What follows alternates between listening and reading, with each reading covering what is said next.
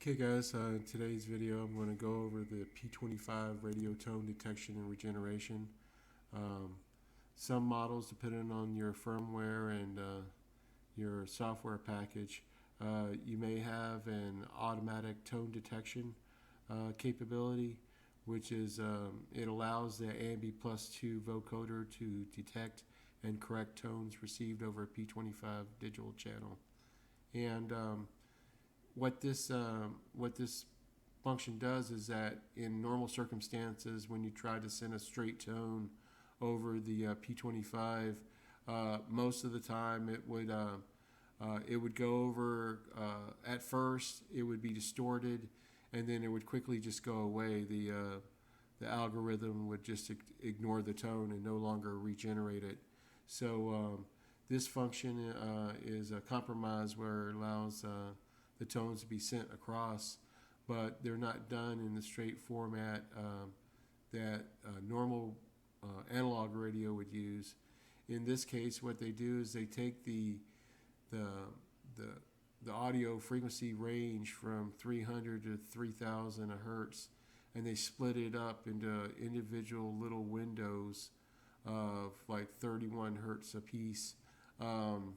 And what they'll do is they'll take within that window, within that frequency window, if any tone is generated within that window, it'll regenerate a set frequency, a tone at a set frequency at the distant end.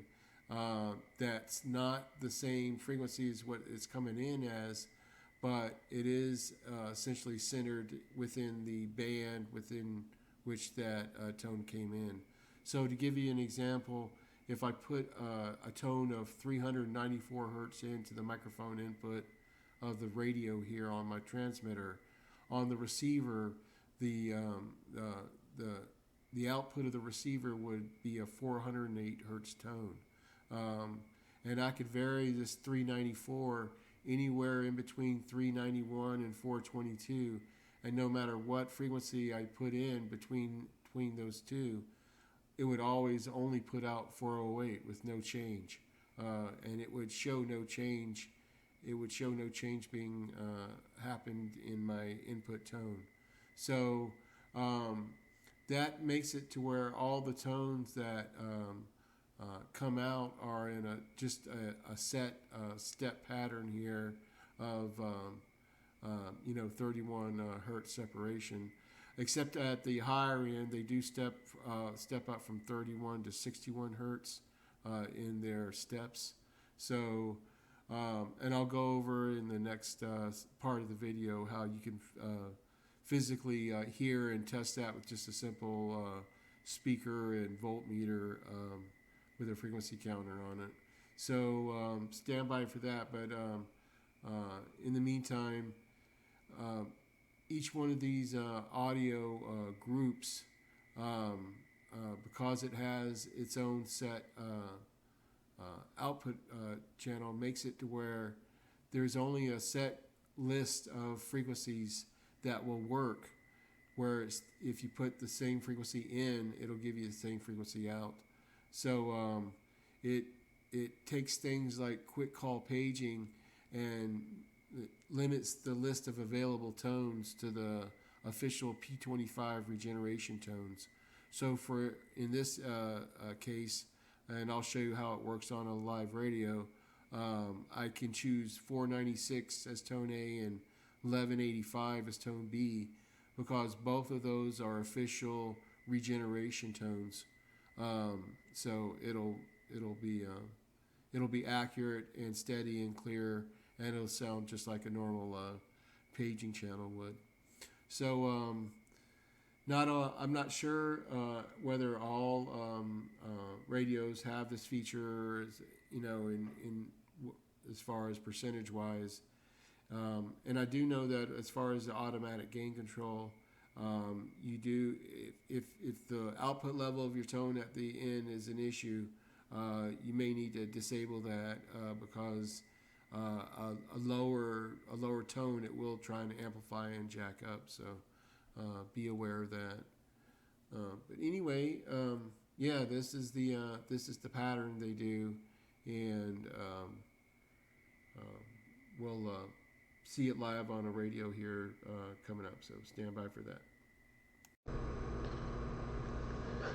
Okay, we're here at the radios. I have a P25 radio here. It's going to be my transmitter, and this is going to be my receiver.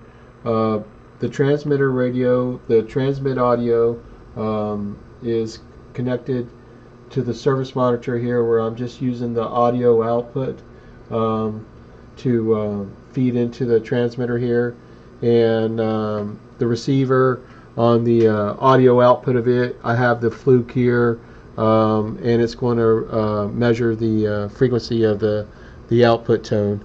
And then what I'm going to do is I'm just going to key it up, and I'm going to let you hear what it sounds like, and I'm just going to scroll up on the tones, and you'll hear it go to the next tone, the next P25 tone, and stay steady, and then go to the next, and you'll see what I'm talking about here. So let's go ahead and just give a demo here.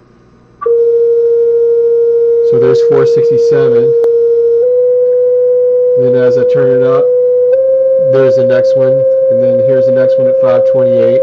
So I'm doing 516 out of the monitor, but when I put in 516 and I key up the radio, it's 528 out of the receive radio.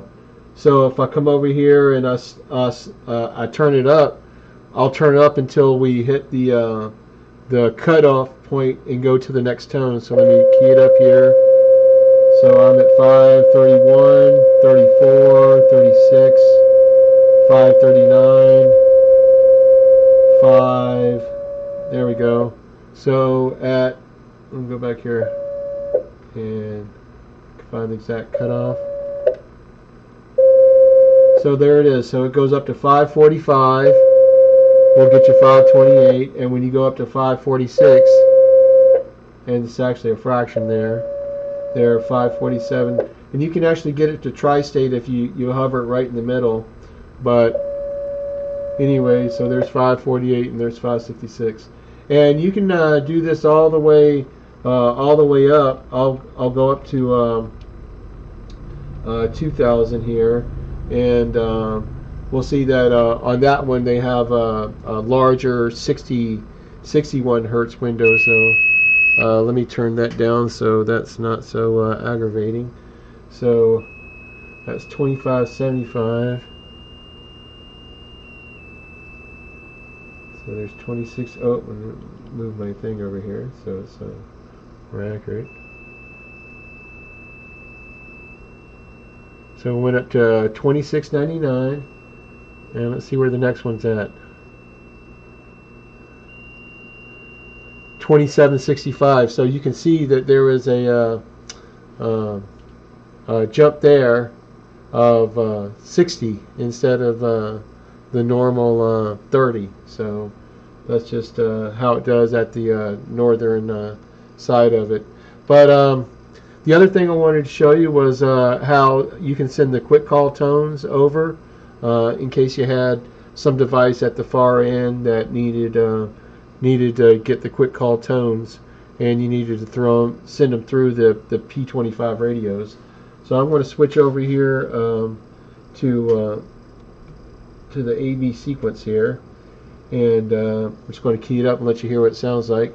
We should see 496 and then 1185 are my tone sequence here. So we're going 1185 and 2765. Oh, it changed my frequency here. Let me do the thing here. Oh yeah. So I want it 0496. There we go. That's better. Okay, so here's it again. Let me turn the volume up a little bit here. So this would be like a standard paging tone.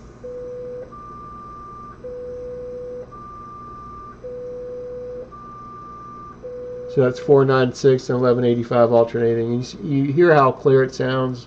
There's no distortion. The tone will stay up as long as you have it keyed up. So I hope that helps out. My next big goal on this is to try and pass FSK audio through it. So I'll keep you tuned on that. So otherwise, we'll talk to you soon.